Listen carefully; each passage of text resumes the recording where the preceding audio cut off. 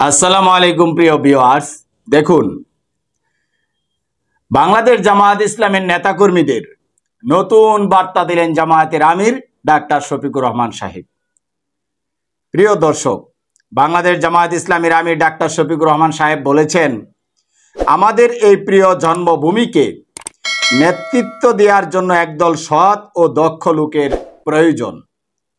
জামায়াত ইসলামী সেই সৎ ও দক্ষ লোক তৈরির কাজ করে যাচ্ছে। শুক্রবার 17 মে রাজধানীর একটি মিলনায়তনে ঢাকা মহানগর দক্ষিণ জামায়াতের উদ্যোগে আয়োজিত থানা আমির ও বিভাগীয় সভাপতি এবং সেক্রেটারিদের নিয়ে দিনব্যাপী কর্মশালায় প্রধান অতিথির বক্তব্যে তিনি এসব কথা বলেছেন। তিনি বলেন, আল্লাহর উপর ভরসা করে সাহসিকতার সাথে রাজপথে তৎপরতা চালাতে হবে। হযরত হানজালা রাদিয়াল্লাহু তাআলা আনহুর মতো বিপ্লবী চরিত্রকে ধারণ করতে হবে। রাজধানী একটি রাষ্ট্রের হৃৎপিণ্ড। যারা রাজধানীতে শক্তিশালী অবস্থান ধরে রাখতে পারে তারাই দেশের নিয়ন্ত্রণ নিয়ে জাতিকে নেতৃত্ব দিতে পারে। তাই ঢাকা মহানগরী দক্ষিণের নেতৃবৃন্দকে রাজধানীতে ইসলামী আন্দোলনের ভিত্তিকে আরও মজবুত করতে হবে বলে তিনি আহ্বান জানিয়েছেন। রাজধানীর বুকে মাথা উঁচু করে দাঁড়াতে হবে। গভীর রাতের পর সুবহে সাদিকের আভা দেখা যাচ্ছে। জাতির মুক্তির সূর্য উদিত হবেই, বিজয় জামায়াত ইসলামীর হবেই, এই আশা ব্যক্ত করেছেন জামায়াত ইসলামীর আমির ডাক্তার শফিকুর রহমান সাহেব।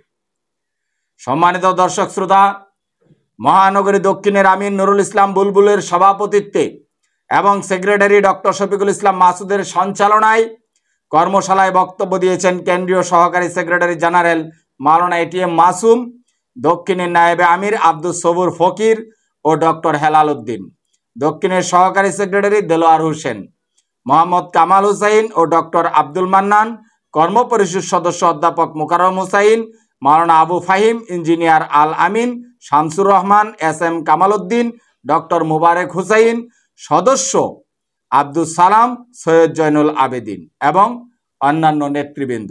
জামায়াতের আমির এ সময় বলেন, জামায়াত ইসলামীর সকল কার্যক্রম গঠনতন্ত্র অনুযায়ী হয়। ফলে উপস্থিত নেতৃবৃন্দকে বারবার গঠনতন্ত্র পড়ে তা অনুধাবন করতে হবে এবং সেই আলোকে আমরা নিজেরা কাজ করে যাচ্ছি কিনা তা পর্যালোচনা করে দেখতে হবে। সকল কাজে আল্লাহর কাছে সাহায্য চাইতে হবে। নামাজের ক্ষেত্রে আরও সতর্কতা অবলম্বন করতে হবে। রাতের একটা অংশ আল্লাহর ইবাদতের জন্য বরাদ্দ রাখতে হবে। নিজেদের লেনদেনকে আরও পরিচ্ছন্ন করতে হবে। হালাল হারামের বিধান মেনে চলার ক্ষেত্রে আরও কঠিন হতে হবে। নিজেদের পরিবারকে জান্নাতি পরিবার বানাতে হবে। সন্তানদেরকে ইসলামী আন্দোলনের সাথে সম্পৃক্ত করাতে হবে। মানবিকতাকে প্রাধান্য দিয়ে ইসলামের আনসার সাহাবীদের মতো সহকর্মী ও সমাজের মানুষের পাশে দাঁড়াতে হবে।